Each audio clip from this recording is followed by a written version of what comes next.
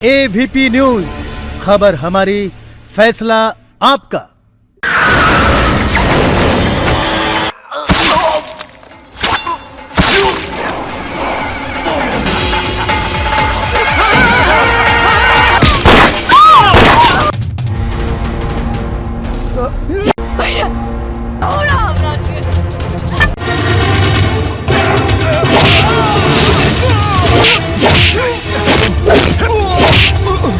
हो सर से पाँव तलक ले इतना सुंदर बारू। ए कृष्णा कृष्णा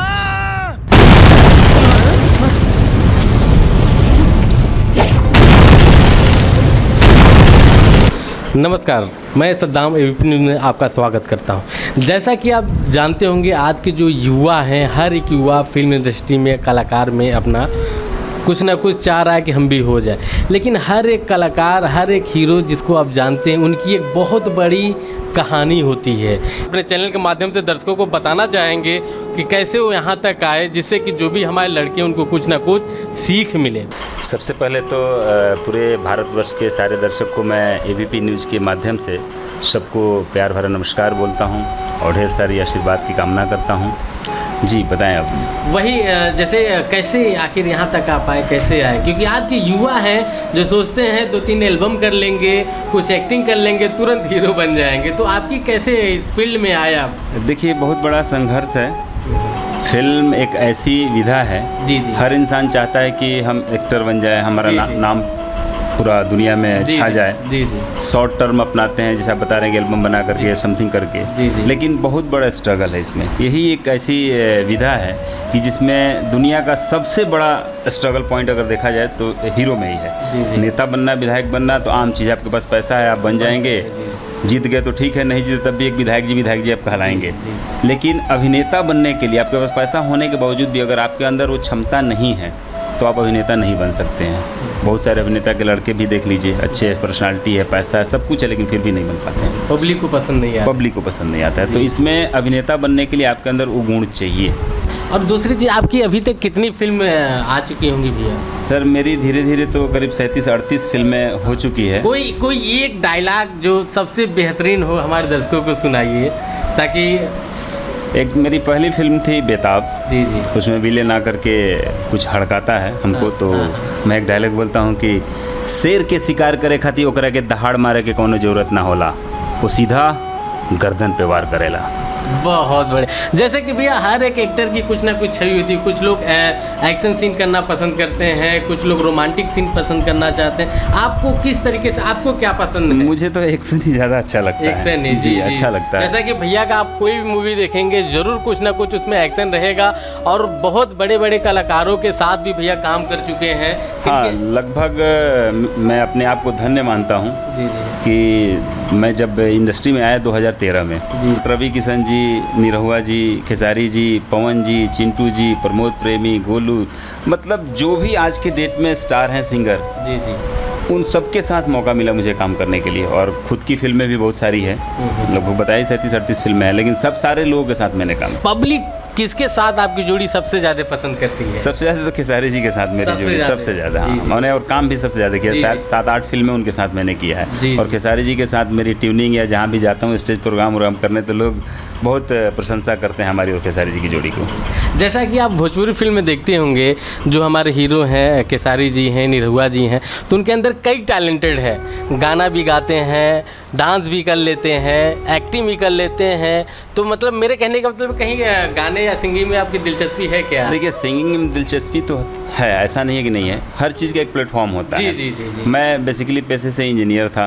पढ़ाई लिखाई करके 2003 में इंजीनियरिंग मारुति में मेरा जॉब लगा। मैं as a general manager Gorakhpur में आरकेबी की एक संस्था थी, अब नाम बदल चुका है।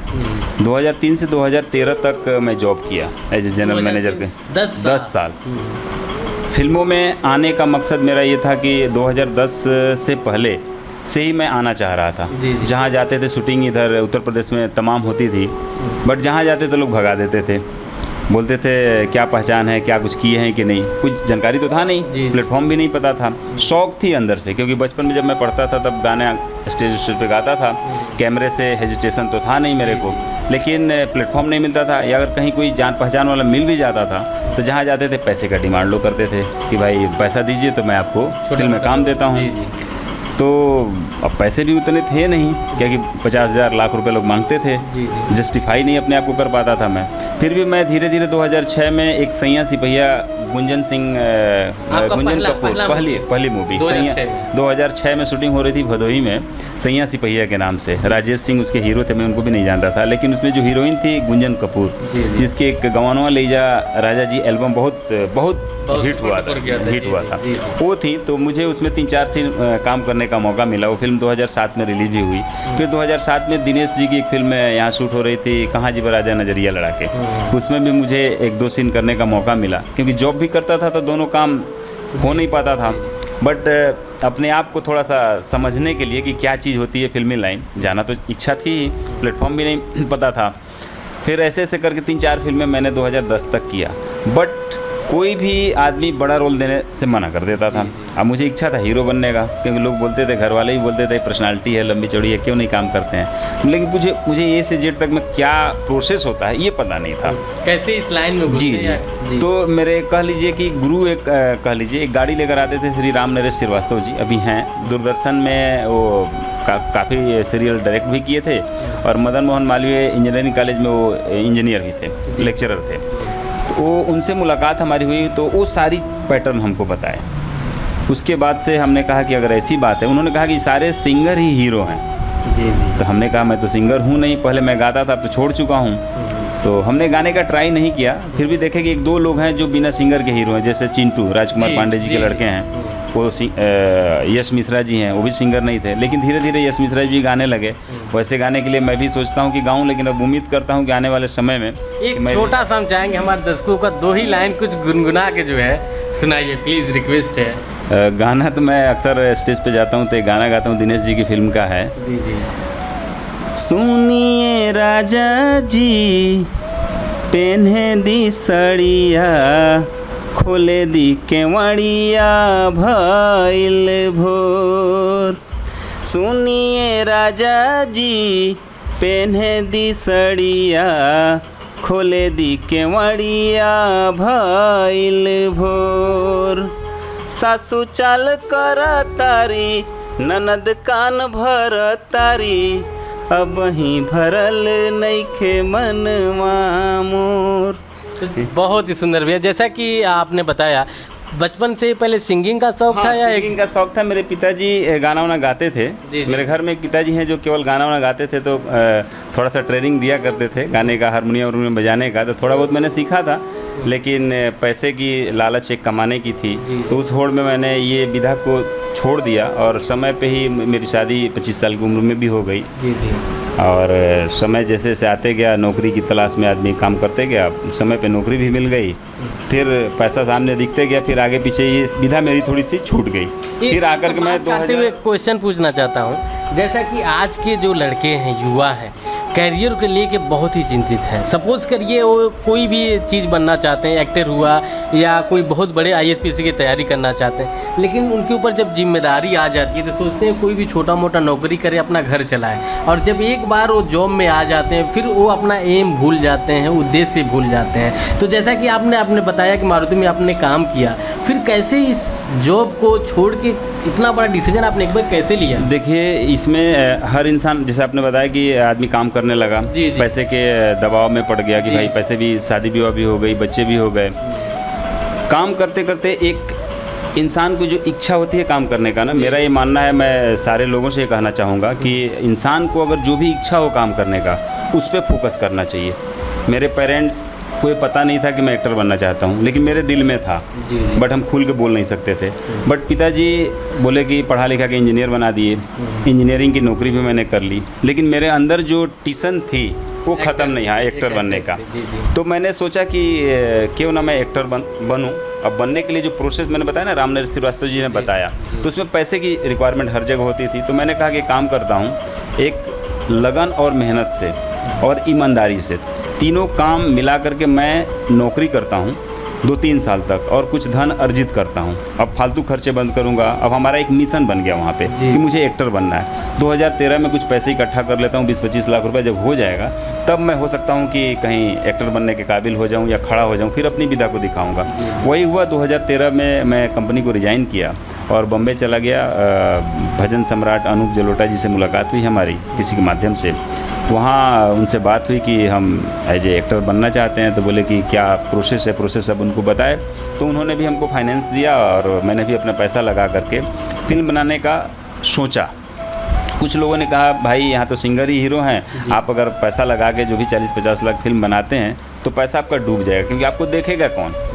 आप क्या हैं, इंजीनियर हैं अलग बात है, बट दर्शक तो आपको जानते नहीं है, क्योंकि आप सिंगर भी नहीं है, ना छोटे पर्दे कहीं पे कुछ है नहीं। तो मेरे को बड़ा अच्छा लगा। मैं पढ़ा लिखा इंसान था तो बातों को समझा। मेरे अंदर वो खुजली नहीं थी कि नहीं मैं पैसा लगा के हीरो बन जाऊँ। और मैक्सिमम होता है यही है, होता ही है जो बुनियादी में होता है। आदमी सोचता है पैसा मेरा लगा तो मैं एक्टर भी बन जाऊँ, सिंगर भी बन जाऊँ, सब कुछ मैं ही बन जाऊँ। में 95% लोग फेलियर इसीलिए हैं कि पैसा लगा के सोचते हैं मैं हीरो बन जाऊं, खेत बेच के जाते हैं, क्या क्या करते हैं। और उसमें 50% ऐसे लोग हैं जो नशा मुक्त तो है नहीं, भारत आप जानते ही हैं। तो उसमें बहुत सारे हीरो हो जाते हैं अगर नशा करने वाले होते हैं।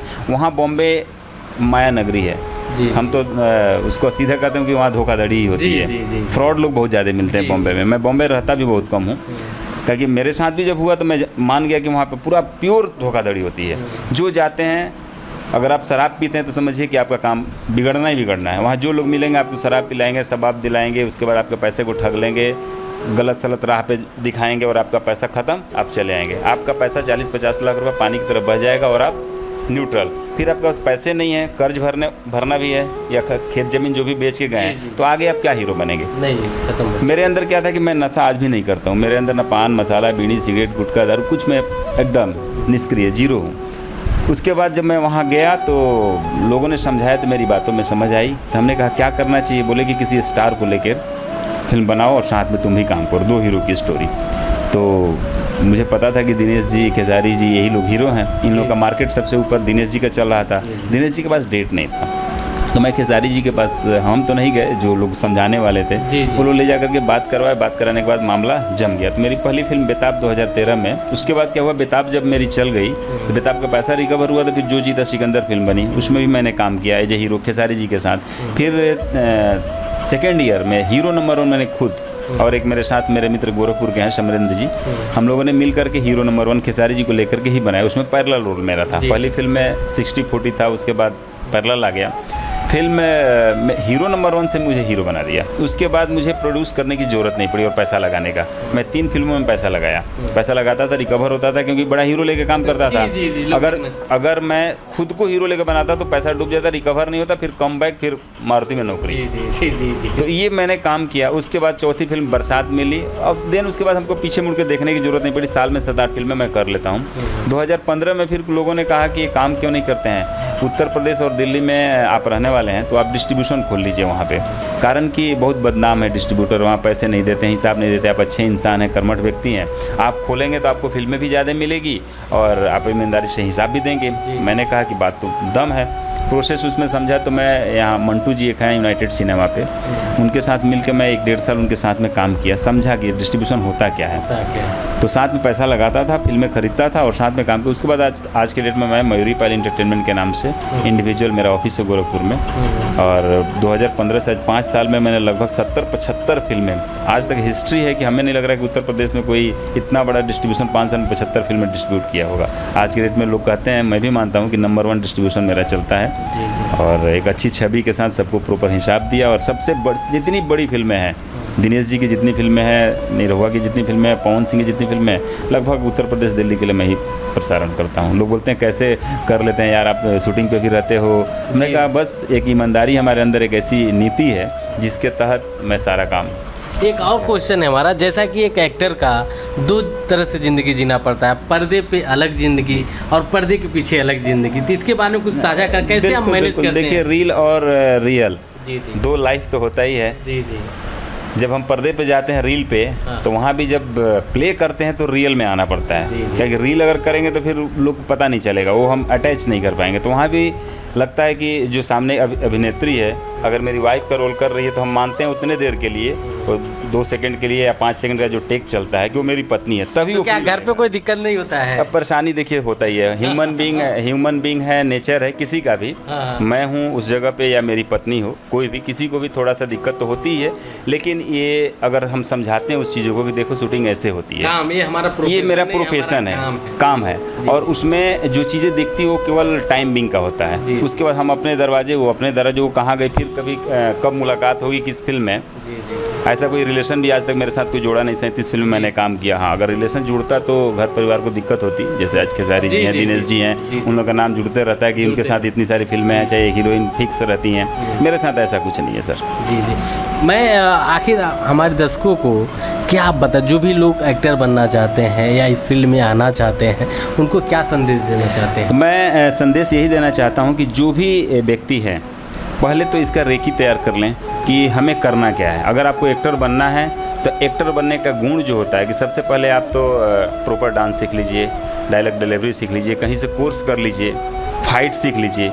आप ऐसा नहीं कि आपके पास 50 लाख 1 करोड़ रुपया है और लेकर के आप बम्बई चले जाएंगे तो आप एक्टर बन जाएंगे। हो सकता है कि आप शूटिंग करा लेंगे, डायरेक्टर बोलेगा अरे यार मैं तुमको एक्टर बना दूंगा ना, वो तो आपको 6 महीने में पैसे को खा पी करके बराबर किनारे हो जाएंगे, फिर आपको दुआ सलाम नमस्ते भी नहीं होगा। जी जी। तो आप ये सारी चीज़ों को सीख लीजिए, नंबर 1। उसके बाद बिजनेस रिकवरी समझिए कि हम ये पैसा जो लगा रहे हैं एक्टर बनने के लिए, रिकवरी कैसे होगी, कहाँ से होती है, इसका अध्ययन कर लीजिए। जो काम आप 6 महीने में करेंगे 1 साल लगेगा ही ना होगा। जी जी। समय मूल्यवान है, आप 6 महीना उसको समझिए, समझने के बाद ये काम करेंगे, आपका पैसा भी नहीं डूबेगा और हो सकता है कि मेरी तरह आप एक्टर भी बन जाएंगे।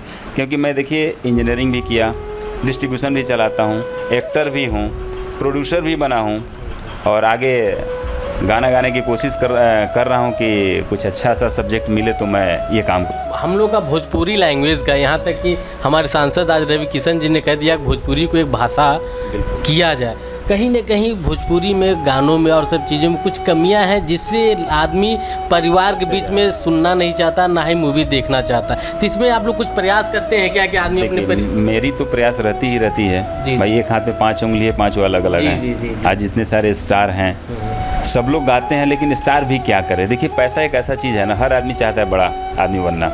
आज मैं किसी भी स्टार की बात कर रहा हूँ, उनकी मजबूरी होती है, उनके खुद के गाने तो होते नहीं हैं, लिखा हुआ होता है। आज हम एक अच्छा गाना देते हैं खेसारी जी को या दिनेश जी को या पवन जी को, जिसको भी कि भैया ये गाइए, उसका व्यूज़ देख लीजिए, और एक थोड़ा रफ गाना देते हैं उसका व्यूज़ देख लीजिए, पता चलेगा कि 4 दिन में वो 20 मिलियन चला गया और वो 2 मिलियन भी टहल रहा है। तो अगला सोचता है कि अरे यार मैं अगर इस गाने को गाता हूँ तो मुझे 3-4 लाख रुपए मिल जाते, उस गाने का 50,000 मिलता है। तो हर आदमी चाहता है कि कमाना, लेकिन फिर भी मैं चाहता हूं कि इंसान 2 वक्त की रोटी ही खाता है। जी जी। आपको उतना पैसा अगर मिल रहा है जिससे आपका परिवार पोषण चल जा रहा है, आप अच्छे से रह ले रहे हैं, एक स्टारडम भी मेंटेन कर ले रहे हैं, तो विरोध करिए कि इस तरह के गाने न गाया जाए। अच्छे से अच्छे गाना बनाइए, उसको कैसे मिलेनियम बढ़े इस पे फोकस करना चाहिए, इस पे प्रयास करना चाहिए। कितने फिल्म अभी हैं? अभी 5 फिल्में पेंडिंग पड़ी हुई है। कौन एक गंवार दूल्हा है, जो एक तरह से हीरो की फिल्म है, नेहा श्री अभिनेत्री है, और एक फिल्म और भी है मेरी, चालबाज दगाबाज, जो उत्तर प्रदेश में रिलीज़ नहीं हुआ है, वो भी एज ए हीरो फिल्में हैं। एक और एज ए हीरो फिल्में हैं, पहला पहला प्यार, वो भी रुकी पड़ी हुई है। ये सब कोरोना की वजह से रुकी पड़ी है। और खेसारी जी के साथ भी एक फिल्म मैंने किया था, बाप जी, उसमें भी पॉजिटिव और निगेटिव थोड़ा किरदार था, तो वो भी रुकी पड़ी हुई है। और अक्षरा सिंह और रितेश जी के साथ भी एक फिल्म मैंने किया है, बहुत ही मार्मिक, हमारे लग रहा है करियर की सबसे अच्छी फिल्म है वो, डोली। उस फिल्म में कहीं भी अभद्रता नहीं है, कहीं नग्नता नहीं है। हमको लग रहा है कि मैंने 32 दिन काम किया उस फिल्म में, और 32 दिन में 15 दिन तो रोया ही हूँ। थैंक्स टू मंजुल ठाकुर, जो इन्होंने बहुत सारी सुपरहिट फिल्में दिया है। मेरे जैसे इंसान को उन्होंने बुलाया और एक्टिंग करवाया और बोले कि थैंक यू कृष्णा जी कि आपने इतना अच्छा रोल को निभाया, और जो भी फिल्में मेरी बनेगी कोई छोटा सा डायलॉग या कोई छोटा उसमें डायलॉग अभी हम नहीं उसमें बोल सकते हैं, कारण कि अक्षरा जी प्रोड्यूसर हैं। अक्षरा जी का ये कहना था कि कोई भी पोस्टर, कोई भी चीज़ इस फिल्म से आप कहीं भी अभी शेयर नहीं करेंगे, इसको बड़े लेवल पे उनको ये करना। बस इतना मैं कह सकता हूँ कि डोली जो नाम है वही फिल्म है, और रोने का मतलब सोचिए कि डोली क्या ऐसी कहानी होगी, आपको नदिया के पार हम आपके हैं कौन जैसी फिल्में आपको याद आ जाएगी कि क्या फिल्म बनाई है। और ये फिल्म आज से 100 साल पहले, जब पक्के का मकान नहीं हुआ करता था, खपड़ेल होता था, पूरे मैंने न बताते हुए मैं इंडिकेट कर दे रहा हूँ कि खपड़ेल का मकान, तांगा, खोजा जा रहा था, टायर जिससे शादी विवाह होती थी जाते थे, पेट्रोमैक्स, ये सारी चीज़ें पत्तल पे खिलाना, धोती पहनना, पैर में चप्पल नहीं, इस तरह के क्लासिकल है। आज से आप देखेंगे मूवी 100 साल पहले आप जाएंगे और लगेगा कि हाँ अक्षरा जी ने क्या फिल्म बनाई है। सैल्यूट मैं करता हूँ, बहुत ही अच्छी फिल्म है, आपको लगेगा। और गाने रोंगटे खड़े कर देंगे, आपको याद आएगी। बता तो रहे नदिया के पार और ये सब चीज़, हाँ ये सारी चीज़ें दिख रही हैं। आज के डेट में तो फिल्में सब बन रही है धड़ाम धूम वाली, लेकिन धड़ाम धूम वाले में भी फिल्में अगर लोग बनाएं, अगर अच्छे से बनाएं। मैंने अभी दिलवर एक फिल्म की थी, यहीं पे खलियाबाद में शूट हुआ था, बहुत सुपर डुपर हिट थी, बहुत अच्छी फिल्म थी। तो ऐसा नहीं है, फिल्म लोग शॉर्टकट टर्म अपनाते हैं कि जल्दी से जल्दी काम कर लें, और उनका भी दोष नहीं है प्रोड्यूसर का, इसमें सारा दोष होते हैं जो दलाल बीच के पड़ते हैं ना, बॉम्बे लोग जो जाते हैं और बीच के गैप भर देते हैं, उल्टा सीधा पढ़ा करके और उनको शबाब और शराब परोस देते हैं, बस वहीं पे सारा चैप्टर खराब हो जाता है। तो हमें जहाँ तक लग रहा है कि वेट लोग कर रहे हैं, फिल्में सब रेडी हैं, और भी बहुत सारी फिल्में हैं जो दिनेश लाल के साथ। हमारे दर्शक भी हैं जो इंतज़ार कर रहे हैं कब सिनेमा हॉल खुले, पहले की ज़िंदगी कैसे हम लोग फिर से जो है। बस कोरोना का वेट करिए, कोरोना तो हारेगा। आज हम लगभग 80% रिकवरी कर लिए हैं, 20% और 2-3 महीना में हमें लग रहा है कि हम करीब आ जाएंगे। और सारी संस्थाएं देखिए धीरे धीरे सब कुछ खुल ही चुका है, बट अभी स्कूल संस्थाएं नहीं खुली है, और आपका सिनेमा हॉल, ये दोनों चीज़ें खुल जाएंगी। हमें लग रहा है कि 2-3 महीने में ये सारा नॉर्मल हो जाना चाहिए, और फिर हम पटरी पे रेल की तरह दौड़ेंगे, और फिर हमारी देश दुनिया एकदम मस्त। अपने फॉलोअर से हमारे चैनल के बारे में कुछ संदेश देना चाहते हैं? मैं यही कहूँगा कि मेरे तो जितने भी फॉलोअर्स हैं, ABP को ढेर सारा आशीर्वाद, प्यार, दुलार जैसे हमको देते आ रहे हैं, इस भैया को भी और इस चैनल को भी दीजिए। नमस्कार।